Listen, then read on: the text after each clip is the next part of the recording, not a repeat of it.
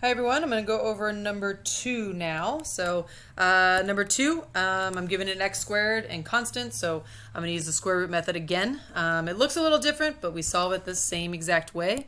So I'm going to subtract 87. So I'm left with 87 minus 87 is 0 equals 2x squared. Now, if you can get the answer from here, great. I'm going to go all the way. So I'm going to divide by 2, which some of you guys might do. 0 divided by anything is 0 is equal to x squared. And just remember, you're going to take the square root of both sides if you need to. So square root of 0 is just 0. So there's no positive or negative. It is just 0. So this is what I forgot to do in the last video. So just remember, x is 0. Right here, there's only 0, so we don't need an approximation. So x is 0.